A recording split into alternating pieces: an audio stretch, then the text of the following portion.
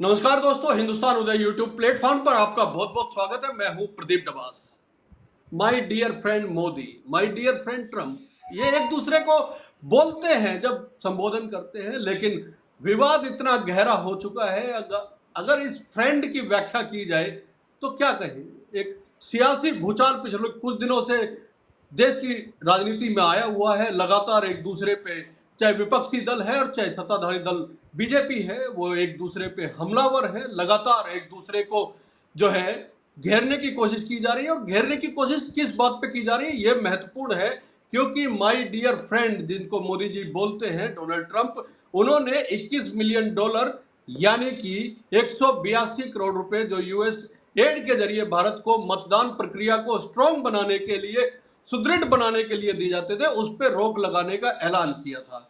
उसके बाद यह हुआ कि अमित मालवीय जो आईटी सेल के प्रमुख है भारतीय जनता पार्टी के, उन्होंने बैक टू बैक कई ट्वीट कर डाले। उन्होंने कहा कि भारतीय जनता पार्टी को तो इससे कोई लाभ होने वाला नहीं था, लेकिन उन्होंने राहुल गांधी के जोर सोरेश से संबंध निकाल दिए और कहा कि ये पूरा फंड जो है वो कांग्रेस पार्टी के हक में होना था। लेकिन इसके बाद हुआ ये कि इंडियन एक्सप्रेस ने कल एक बड़ा समाचार छापा। उन्होंने कहा, इंडियन एक्सप्रेस का खुलासा ये था कि ये एड जो है भारत को 2008 के बाद मिली ही नहीं और ये एड बांग्लादेश को गई।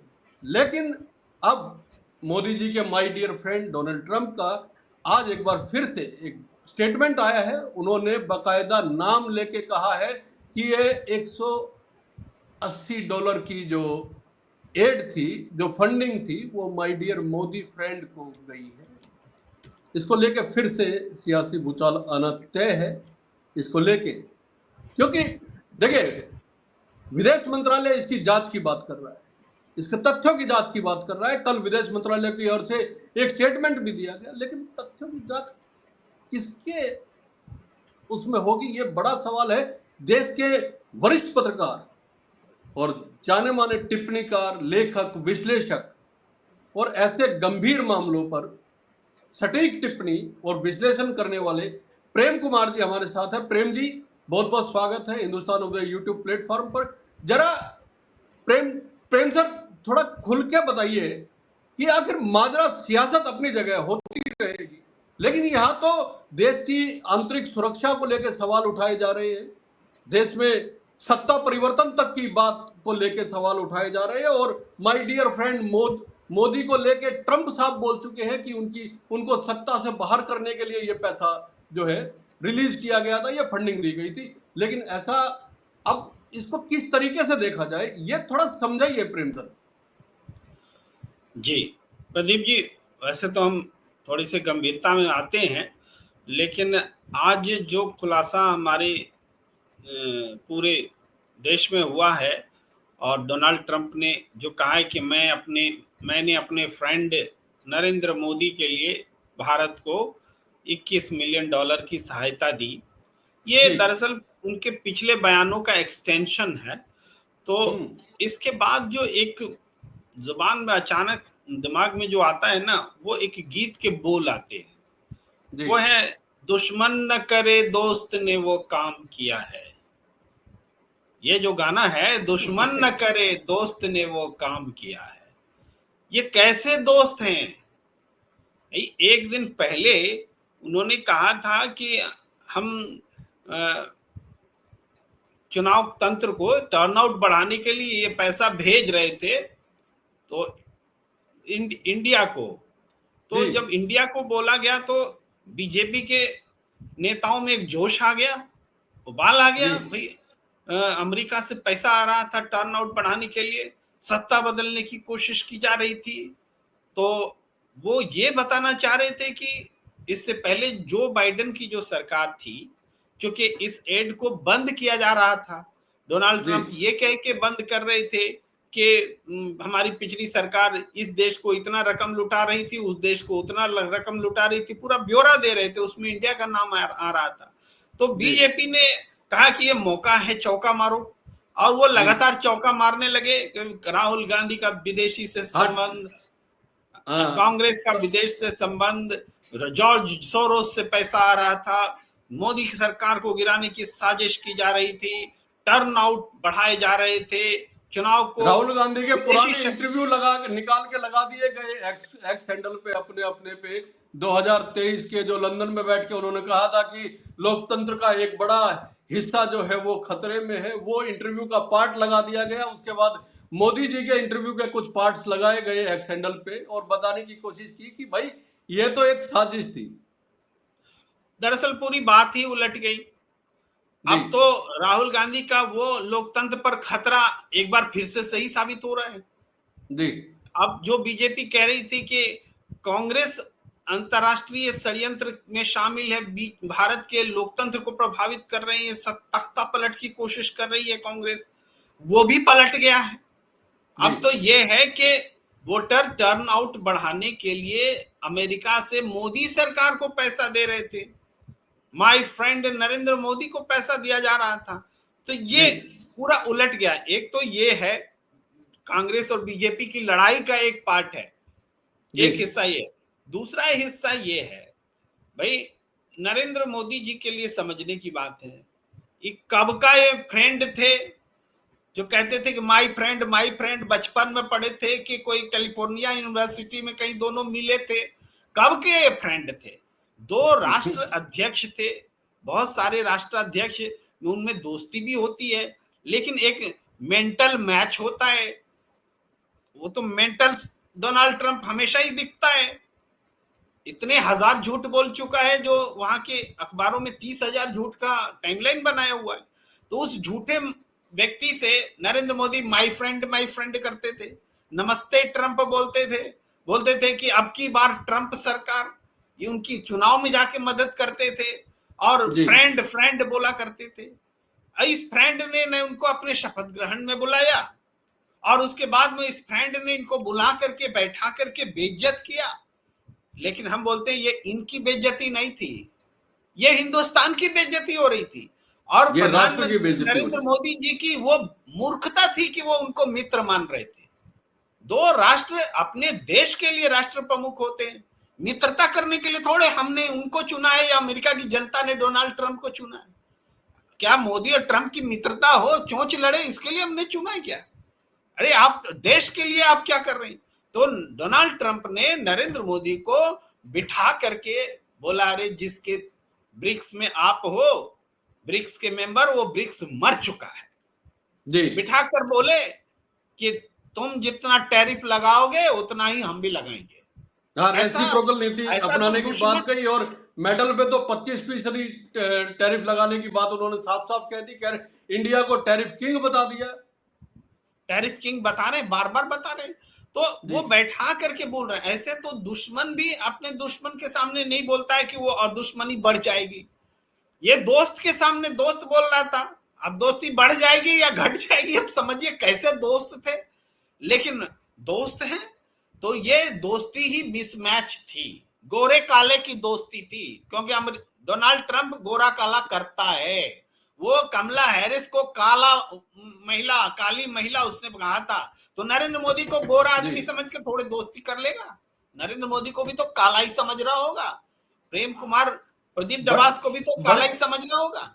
एक बड़ी महत्वपूर्ण बात और जो आपने कही है उसमें मैं जोड़ना चाहूंगा, क्योंकि आप इतनी महत्वपूर्ण चीजों पे डिस्कस कर रहे हैं और इतने महत्वपूर्ण चीजों का विश्लेषण कर रहे हैं। यूक्रेन रसिया वॉर के बाद प्रेम जी, भारत जो है रसिया से सस्ता क्रूड ऑयल खरीदने लग गया था और ये भारत के लिए बड़ा अर्थव्यवस्था में भी महत्वपूर्ण विषय है, क्योंकि इससे भारत को बचत भी हो रही थी। लेकिन अब अमेरिका ने रसिया की कई तेल कंपनियों पे प्रतिबंध लगा दिया है। इसके बाद मुश्किल हो जाएगा भारत के लिए। भारत पेट्रोलियम के तो अधिकारियों ने कहा है कि मार्च के बाद मुश्किल हो जाएगा रसिया से तेल खरीदना। तो निश्चित तौर पे ये जो टैरिफ को लेके आग बबूला हो रखे हैं डोनाल्ड ट्रंप, उसका कहीं नतीजा है। दूसरा, आपने जो बड़ी महत्वपूर्ण बात की ब्रिक की, इसके अलावा उन्होंने बैलेट पेपर का भी जिक्र किया था प्रेम सर। जी, ये ताजा बयान है जो बैलेट पेपर का जिक्र हुआ है, जिससे भारतीय सियासत में घमासान मचा है। और इसी के साथ जो उन्होंने ये कहा कि अपने फ्रेंड को हमने 2.3 मिलियन डॉलर जो है भेजा भारत सरकार को, तो ये दोनों बातें भारतीय राजनीति में क्लब होती हैं। जी टर्नआउट को लेकर के, पहले टर्नआउट पर मैं आता हूं कि लोकसभा चुनाव के बाद से टर्नआउट को लेकर के बहुत सवाल उठ रहे हैं। ये 5 जी बजे के बाद महाराष्ट्र में 75 लाख वोट पड़ गए। ये टर्नआउट कहां से आया? वोटर्स का आंकड़ा ही नहीं है। तो इसमें बिना पैसा खर्च किए हुए तो 75 लाख वोट पड़े नहीं होंगे। जी कुछ तो जादू किया गया है ना, तो जादू करने में पैसे आए। तो ये क्या इसी किस्म से टर्नआउट बढ़ाने के लिए पैसे दिए जा रहे थे? टर्नआउट का तो एक तो है कि पूरे देश में आप मतदाताओं को बढ़ाइए, वो तो बढ़ता नहीं दिखा। लोकसभा चुनाव में वोट बढ़े थे क्या? नहीं बढ़े थे। तो ये टर्नआउट केवल वोटिंग परसेंटेज चुनाव का समय बीत जाने के बाद बढ़ने वाला टर्नआउट है। तो क्या ये इलीगल राहुल गांधी टर्नआउट ने के तो अपनी पैसे प्रेस आए? कॉन्फ्रेंस राहुल गांधी ने अपनी प्रेस कॉन्फ्रेंस में इसको लेके खुलासा करने की कोशिश की। उन्होंने बताया कि महाराष्ट्र में जितने मतदाता नहीं है उससे ज्यादा वोट बनी हुई है, जितने जितने 18 साल से ऊपर के लोग नहीं है उससे ज्यादा वोट बनी हुई है। ये कैसे संभव हो सकता है? और चुनाव आयोग ने शायद इसका जवाब भी नहीं दिया है। तो टर्नआउट कैसे बढ़ाया जाता है, ये प्रेम सर आपका बड़ा जायज सवाल है और उदाहरण के साथ साथ आपने ये सवाल उठाया है। और इसके आगे देखिए, टर्नआउट का तो ये सवाल है ही। फिर जो डोनाल्ड ट्रंप पैसा दे रहे हैं, हमारे इंडियन एक्सप्रेस ने, भारत के अखबार ने एक खुलासा किया एक दिन पहले कि पैसा भारत में जो 2.3 मिलियन डॉलर की बात कही गई, इंडियन एक्सप्रेस ने छापा कि पैसा बांग्लादेश चला गया। बांग्लादेश चला गया तो हमने सोचा कि इंडिया में आया ही नहीं। झूठी बात थी, ट्रंप झूठा है, झूठ बोल रहा है। हमने यही सोचा ट्रंप झूठ बोल रहा है। ट्रंप ने अगले दिन फिर उसको स्पष्ट करने के लिए एक और बयान दिया कि ये पैसा हमने भारत को भेजा और बांग्लादेश को तो लगभग 250 करोड़, जैसे अपने यहाँ कितना 182 करोड़ हो रहा है अमाउंट, बांग्लादेश को 250 करोड़ का अमाउंट भेजा गया। यानी पैसा भारत भी आया और बांग्लादेश भी आया। अब बड़ा सवाल ये उठता है, इंडियन एक्सप्रेस पर भी मैं सवाल उठा रहा हूं कि इंडियन एक्सप्रेस हमेशा से सत्ता विरोधी पत्रकारिता करता रहा है। देश में सबसे ज्यादा समय कांग्रेस रही है, इसलिए उसकी पत्रकारिता कांग्रेस के खिलाफ भी आप कह सकते हैं अगर उसी हिसाब से देखें तो। लेकिन आज उन्होंने जो पत्रकारिता की, पहले तो हमें लगा कि इंडियन एक्सप्रेस ने बहुत बड़ा खुलासा किया है, लेकिन दरअसल इंडियन एक्सप्रेस ने उस सवाल को खत्म कर दिया कि इंडिया में पैसा आया था। जी, जो सवाल आज फिर से पैदा हुआ है, अब इंडियन एक्सप्रेस की जिम्मेदारी है, वरना सवाल इंडियन एक्सप्रेस पर उठेंगे कि भारत में पैसा आया तो बतलाइए आप, इन्वेस्टिगेटिव जो आपने तरीका अपनाया कि भारत में पैसा कैसे आया। जी, आपने बता दिया बांग्लादेश में इस तारीख को आया, इस तारीख को आया, सब बता दिया। भारत में किस तारीख को आया आपने छिपा लिया। अब तो बात तो यही है, अगर इंडियन एक्सप्रेस ये बताता है कि नहीं हमें लगता है कि ये पीएम केयर फंड में आया होगा, मैं एक उदाहरण बोल रहा हूं, कपोल कल्पित बात बोल रहा हूं, मेरे पास कोई सबूत नहीं है। अगर पीएम केयर फंड में आया होगा तो पीएम केयर फंड का तो कोई नहीं जानता है, और अगर कहीं कोई लीगल सोर्स दिख नहीं रहा है जहां से ये 2.3 मिलियन डॉलर आया, तो निश्चित रूप से फिर पीएम केयर में ही आया होगा। तो अब भारत में ये डिमांड उठेगी, ये पीएम केयर फंड है क्या? मोदी जी क्या ये अपना कुछ गलत सलत करने के लिए इसमें पैसा इकट्ठा करते हैं? ये बड़ा सवाल उठेगा। और हमें लगता है कि कांग्रेस की प्रेस कॉन्फ्रेंस पवन खेड़ा की 4 बजे होने वाली है जी, अब से थोड़ी देर बाद।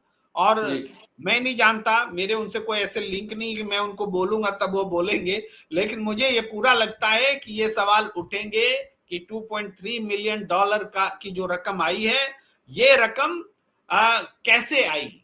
पीएम केयर फंड से आई कि किसी और तरीके से आई? इंडियन एक्सप्रेस ने खुलासा किया तो अधूरा खुलासा किया, उसमें मोदी जी का बचाव हो रहा था कि भारत में कोई पैसा आया ही नहीं, और बीजेपी इस बात को ढक करके कांग्रेस पर अटैक कर रही थी कि पैसा जरूर इनके रिजीम में आया होगा, इन्होंने मंगवाया होगा अनऑफिशियल तरीके से, इन्होंने चुनाव को प्रभावित करने की बिल्कुल कोशिश की आपकी होगी। बात जायज है, क्योंकि कल वो रिपोर्ट आने के बाद ये हो गया था कि 2008 के बाद से भारत में कोई पैसा आया ही नहीं यूएसएड का।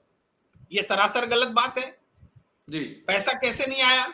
2008 के बाद से लगातार भारत की सरकार और यूएस एड्स के बीच में समझौते होते रहे, कार्यक्रम चलते रहे और मिल करके चुनाव का भी हुआ, नीति आयोग में भी उनका एक कार्यक्रम बना, स्वास्थ्य विभाग में भी पीयूष गोयल का रेल मंत्रालय में भी बना जब वो रेल मंत्री रहे उस समय का है। ये सारे प्रमाण मौजूद हैं यूएस एड के साथ भारत के एक साथ कार्यक्रम के। तो बिना पैसे के कार्यक्रम चल रहे थे क्या? पैसे आए तब तो चले। इसलिए ये बात भी झूठ है कि 2008 के बाद पैसा आया ही नहीं, पैसे आए हैं। और हम तो यहां तक कहते हैं कि पैसे जिस तरीके से यूपीए सरकार को गिराने के लिए एक फर्जी भ्रष्टाचार का आंदोलन चला, एक विवेकानंद फाउंडेशन जो यूएस एड से पैसा ले रहा था वो उस आंदोलन की जड़ में था। विवेकानंद फाउंडेशन में वो अजित डोभाल थे, विवेकानंद फाउंडेशन में बीजेपी आरएसएस के लोग थे, आम आदमी पार्टी के लोग थे। तो क्या इन लोगों ने यूएस एड्स का पैसा लेकर के यूपीए सरकार को गिराया? अब तो ये सवाल हो रहे हैं। अब सवाल ये भी है, कल विदेश मंत्रालय की ओर से कहा गया कि इस पूरे मामले की जांच पड़ताल की जाएगी। जांच क्या की जाएगी प्रेम सर, ये भी थोड़ा समझाने की कोशिश कीजिए। देखिए, जब ऑफिशियल स्थिति है कि जांच पड़ताल करेंगे तो फिर सत्ताधारी दल कैसे दावे कर रहा है कि राहुल गांधी ने पैसे ले लिए, विदेश के हाथ में खेल रहे हैं, ये पैसे कांग्रेस के पास आए? जब जांच हुई नहीं तो ये बात क्यों? इसका मतलब है कि खेल पलट गया है। दोस्त ना रहा। नरेंद्र मोदी को बिल्कुल क्लच में ले चुका है डोनाल्ड ट्रंप। वो गौतम अडानी को मोहरा बना चुका है। गौतम अडानी मतलब नरेंद्र मोदी, ऐसा राहुल गांधी कहते रहे हैं। गौतम अडानी को आंच आने देंगे नहीं मोदी, और इसके लिए वो सारी शर्तें मानेंगे। उसके लिए वो टैरिफ के जवाब टैरिफ भी मानेंगे। इसके लिए वो जंजीरों में हिंदुस्तानी को भी स्वीकार करेंगे। इसके लिए वो ब्रिक के खिलाफ, ब्रिक मर गया है भी है, सुनेंगे। और इसके लिए वो तमाम बातें करेंगे क्योंकि वो दोस्त जो है वो बेवफा ही नहीं निकला, ब्लैकमेलर निकला है। ये ट्रंप साहब को हो क्या गया यार? हाउडी मोदी और अब की बार ट्रंप सरकार, तमाम चीजें होने के बाद जब दूसरी बार ट्रंप राष्ट्रपति बने प्रेम सर अमेरिका के, तो उस वक्त ये लगा था कि भाई भारत के लिए तो कम से कम ये मोदी सरकार होने के नाते ये अच्छी खबर है। लेकिन जब से उन्होंने कामकाज संभाला उसके बाद से उन्होंने टैरिफ को लेके, उन्होंने जो वहां पे अवैध रूप से अप्रवासी भारतीय रह रहे थे उनको वापस भेजने को लेके उन्होंने तमाम वो चीजें की है। ब्रिक को लेके उन्होंने, यूएस एड को लेके, सारे जैसे आपने गिनवाया सारे वो काम किए जिससे भारत के आत्मसम्मान को भी एक किस्म से हम कहे कि एक बार सोचना पड़ेगा कि भारत के स्वाभिमान के लिए ये चीजें कैसी है और भारत को इसको लेके कड़े फैसले या ट्रंप का रुख क्या है भारत को लेके, एक बार इसको समझाने की कोशिश कीजिए। फिर उसके बाद हम भारतीय मीडिया को लेके भी जरूर बात करेंगे, क्योंकि आपने इंडियन एक्सप्रेस की खबर पे सवाल उठाए। सवाल तो और टीवी चैनल्स और दूसरे अखबारों की खबरों को लेके भी उठने चाहिए, उनकी रिपोर्टिंग के स्टाइल पे और उनके कवरेज करने के स्टाइल पे भी उठने चाहिए। लेकिन पहला सवाल तो यही है कि ट्रंप को हुआ क्या है, आखिर चाहते क्या है? देखिए, डोनाल्ड ट्रंप बहुत आक्रामक विदेश नीति के साथ में आए हैं। दूसरी बार वो विस्तारवादी अप्रोच रख रहे हैं। वो मैक्सिको को धमका रहे हैं, वो कनाडा को धमका रहे हैं, वो ग्रीनलैंड को धमका रहे हैं, वो यूक्रेन का सौदा कर रहे हैं, वो तमाम चीजें कर रहे हैं। तो इसमें हमें लगता है कि उन्होंने इतिहास से कुछ सीखा है मतलब गलत ही सीखा है। पहले जैसे जर्मनी, इटली, जापान, इन लोग धुरी बना करके पूरी दुनिया पर राज करना चाहते थे। आज ये चाइना और रसिया के साथ ये ट्रायंगल बना रहे हैं। हमें दिख रहा है रसिया और यूएस में संबंध बहुत खराब थे, लेकिन अभी का जो डोनाल्ड ट्रंप है, अभी का जो अमेरिका है, वो रसिया के साथ सौदेबाजी करना चाहता है कि यूक्रेन युद्ध में कहाँ फंसे हो, यूक्रेन में से हम सारा संसाधन पर उसके दोहन का अधिकार ले लेंगे और तुमको भी युद्ध में हारा हुआ नहीं, तुमको भी विजेता घोषित कर देंगे, तुम भी अपने यहाँ राष्ट्रवाद को मजबूत करो।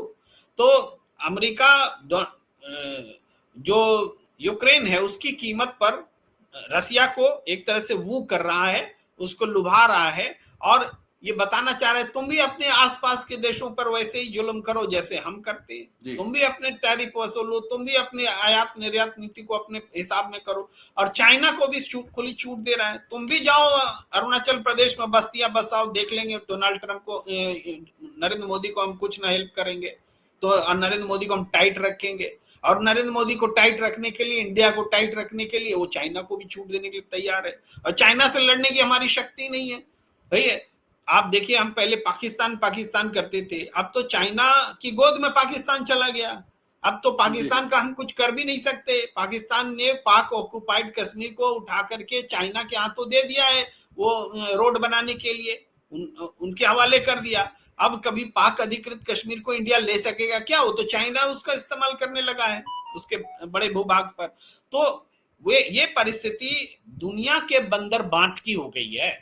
जब दुनिया का बंदर बाट कर रहे हैं तो अमेरिका अपने राष्ट्रीय हितों को देख रहा है, अमेरिका के साम्राज्यवादी मंसूबों को बढ़ा रहा है। वो अमेरिका में जो है ना, अमेरिका को फिर से बनाना, मागा, मेक अमेरिका ग्रेट अगेन, तो वो जो मागा है उसको जाकर के ये मीगा कर देंगे तो थोड़े इंडिया ग्रेट अगेन हो जाएगा। बोल देने से, केवल तुकबंदी से अगर होता तब तो इंडिया विश्व गुरु हो चुका होता। तो विश्व गुरु तुकबंदी से तो होता नहीं है, लेकिन उनकी एक महत्वाकांक्षा है डोनाल्ड ट्रंप की, और उस महत्वाकांक्षा के हिसाब से वो भारत जैसे देशों को भी नहीं बख्श रहे हैं, क्योंकि उनको चाइना के साथ में और रसिया के साथ में एक ट्रायंगल बनाना है। ये तीनों मिलकर के दुनिया की बंदरबाट करना चाहते हैं। अमेरिका जानता है कि चाइना के साथ अब मुकाबले की स्थिति में वो नहीं रह गया है, चाइना बहुत आगे बढ़ चुका है, तो अब उसको थोड़ी छूट देनी पड़ेगी। हम भी छूट ले लें, हम भी अपनी आर्थिक स्थिति को मजबूत करेंगे, तभी भविष्य में चाइना को हम अपने लेवल में ला सकेंगे, नहीं तो चाइना हमको धमकाएगा आने वाले समय में। ये स्थिति है। इकोनॉमिकली अपने को स्ट्रांग करने के लिए वो ये सारे हथकंडे अपना रहे हैं। प्रेम जी, सवाल ये है कि सत्ता में चाहे कोई दल हो, कांग्रेस पार्टी हो, चाहे भारतीय जनता पार्टी हो, या कोई भी अन्य दल हो, या कुछ सत्ता में कोई भी शीर्ष पे बैठा हो, नरेंद्र मोदी हो या कोई भी दूसरा आदमी हो, भारत के हित किसी भी व्यक्ति विशेष के हितों से बहुत ऊपर है। भारत के हित, सरकारें आती है जाती है, प्रधानमंत्री बहुत आए बहुत और आएंगे, ये देश बड़ा महान देश है और सदियों से, हजारों लाखों सालों से ये देश है। भारत के हितों के साथ अगर इस तरह की चीजें हो रही है तो भारत को क्या इसका संज्ञान नहीं लेना चाहिए? क्या इसको लेके कुछ ऐसा स्टेटमेंट या ऐसी कार्रवाई नहीं करनी चाहिए जिससे जो शंका भारत के आम नागरिक में इस समय उत्पन्न होती है, इस तरह के स्टेटमेंट जब किसी सुपर पावर देश का प्रधान देता है कि माय डियर फ्रेंड को इतने पैसे हमने वोटर टर्नआउट के दिए, या माय डियर फ्रेंड के सामने जब वो बैलेट पेपर का जिक्र करता है, माय डियर फ्रेंड के सामने टैरिफ किंग होने की बात करता है, तो ये निश्चित तौर पे स्वाभिमान के साथ जुड़े हुए, भारत के मस्तक के साथ जुड़ी हुई चीजें हैं। तो इसको लेके क्या ऐसा हो, क्योंकि मैं बार बार कहता हूं कि देश सबसे पहले है, उसके बाद इसके जो भी चलाने वाले हैं वो आते जाते रहते हैं।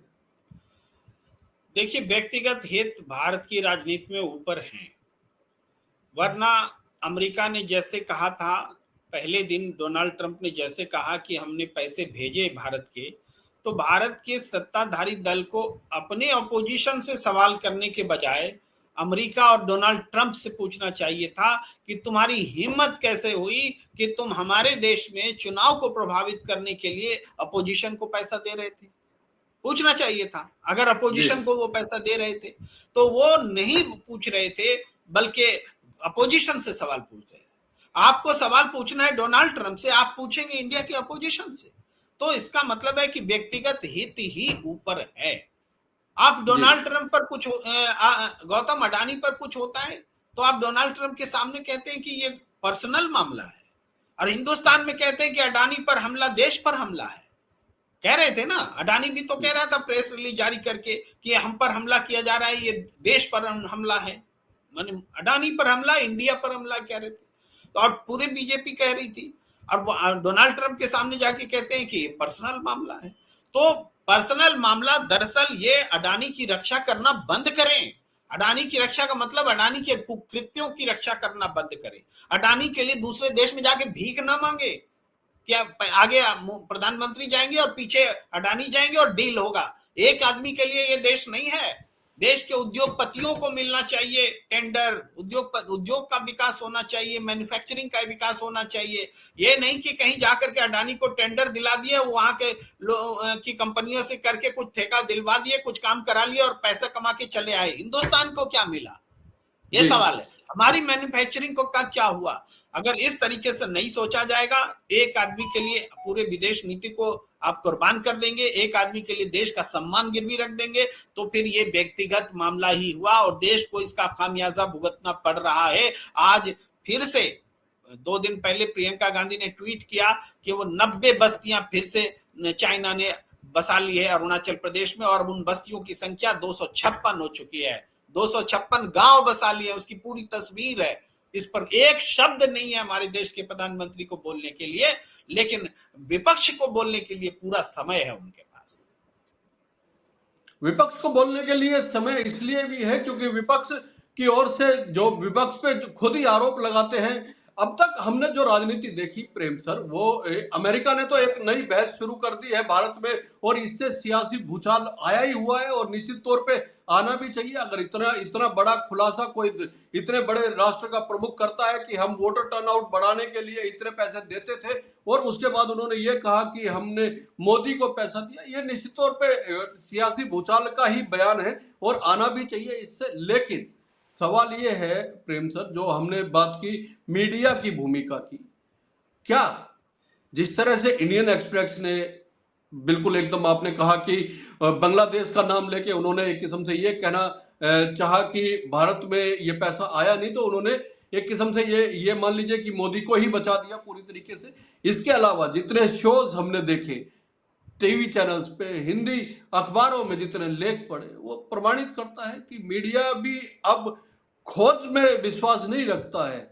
वो विश्वास रखता है सिर्फ एक एक किसी ऐसे सॉफ्ट टारगेट को ढूंढने में जिस पे आसानी से घेरा जा सके, हमला किया जा सके, और उसको लेके तमाम ऐसे थंबनेल, तमाम ऐसे टाइटल जो जो सुनने में लगता है कि ये लोग तो गद्दार हैं, ये लोग तो देश को बेच खाएंगे अगर सत्ता में आ गए। तो ऐसी पत्रकारिता का क्या क्या हश्र होगा? देखिए, पत्रकारिता भी जब राजनीतिक खेमेबंदी में बदल जाए, और बदल चुका है, तो ऐसे में पूरी राजनीति में एक दूसरे को देशद्रोही कहने लगे लोग, तब तो पूरा देश ही देशद्रोहियों से भरा पड़ा है। तो देशभक्त कोई रह ही नहीं जाता है।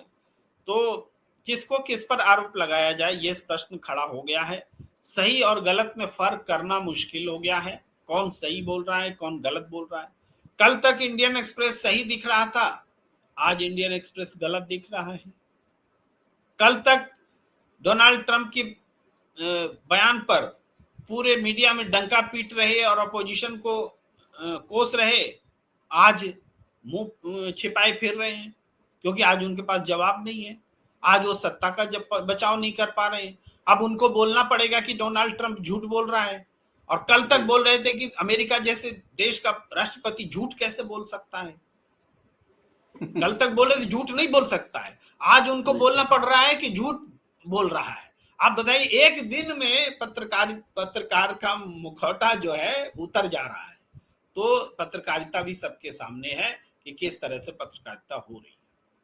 जी दोस्तों, कल तक जो लोग कहते थे कि अमेरिका का राष्ट्रपति या राष्ट्राध्यक्ष झूठ कैसे बोल सकता है, आज उनको कहना पड़ेगा कि डोनाल्ड ट्रंप झूठ बोल रहे हैं।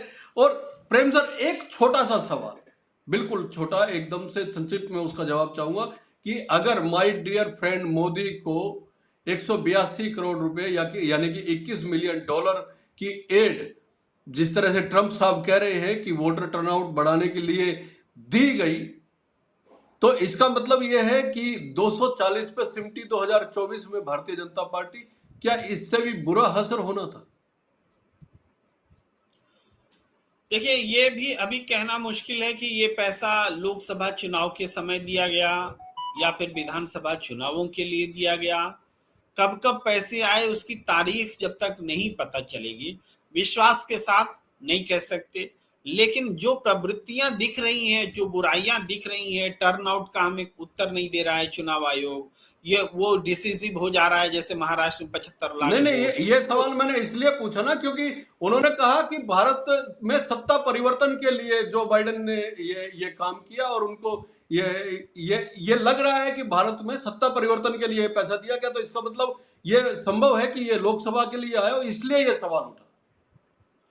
अगर सत्ता परिवर्तन के लिए ये पैसा दिया गया माना जाए, तो सत्ता परिवर्तन तो नरेंद्र मोदी की सरकार को हटाने के लिए मिलना चाहिए। फिर तो ये पैसा मोदी सरकार को क्यों आएगा? फिर तो ये पैसा अपोजिशन को आना चाहिए।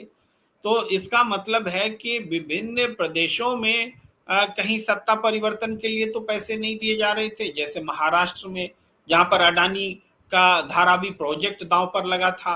उद्धव ठाकरे ने कहा था हम सत्ता में आएंगे तो धारावी प्रोजेक्ट रद्द करेंगे। वो अकेले धारावी प्रोजेक्ट 200 करोड़ रुपए का था। तो क्या 200 करोड़ रुपए बचाने के लिए ये 182 करोड़ आए, और ऐसे ही कई 200 करोड़ होंगे चुनाव में फंसे हुए? मतलब ये ऐसा नहीं, मैं कोई सबूतों के आधार पर बोल रहा हूं, लेकिन ये सारे प्रश्न हैं कि ये पैसा कहां खर्च हुआ, किसने खर्च किया। आएगा मोदी जी के पास तो राहुल गांधी कैसे खर्चा कर देंगे? यही तो सवाल है। राहुल गांधी के पास आएगा तो मोदी जी कैसे खर्चा कर देंगे, ये प्रश्न है। तो यूएस एड का पैसा किसके पास आया? ये बीजेपी दावा कर रही थी कि कांग्रेस और राहुल गांधी के पास आया, तो सबूत देना चाहिए। अमेरिका से पूछिए कि आप, अगर सरकार को आया तो सरकार को मालूम होगा, वो बता दे। और अगर नहीं बता पा रही है तो अमेरिका की सरकार बताए कि किसको पैसा दिया, तो कोई तो बताएगा। और अगर किसी को नहीं दिया, तो मैंने पहले कहा क्या पैसा पीएम केयर फंड में आया, जिसको बताने से सरकार बच रही है? जी, पैसा कहाँ आया ये बड़ा सवाल है, कहाँ लगा ये भी बड़ा सवाल है। और जैसे प्रेम जी ने शुरुआत में चर्चा की कहा था कि दुश्मन न करे दोस्त ने वो काम किया है, और निश्चित तौर पे वही काम डोनाल्ड ट्रंप ने कर दिया है मोदी साहब के लिए। अब जवाब सरकार को देना है। कल तक जो विपक्ष अपना बचाव करता हुआ नजर आ रहा था, वो आज हमलावर दिख रहा है सरकार पे, लेकिन ये कहीं ना कहीं देश के हितों के साथ जुड़ी हुई बात है। इस पर चर्चा होना बहुत जरूरी है, इसका विश्लेषण विवेचना होनी बहुत जरूरी है, लोगों तक सच्चाई सामने आए ये बहुत जरूरी है। दोस्तों, ये शो आपको कैसा लगा और डोनाल्ड ट्रंप के इस बयान को लेके आपका क्या सोचना है? क्या भारत में पैसा आया, सत्ता परिवर्तन के लिए आया या विपक्ष को मिला? अपनी राय जरूर दीजिएगा। और प्रेम जी, इस निर्भीक निष्पक्ष टिप्पणी के लिए आपका बहुत बहुत धन्यवाद। नमस्कार।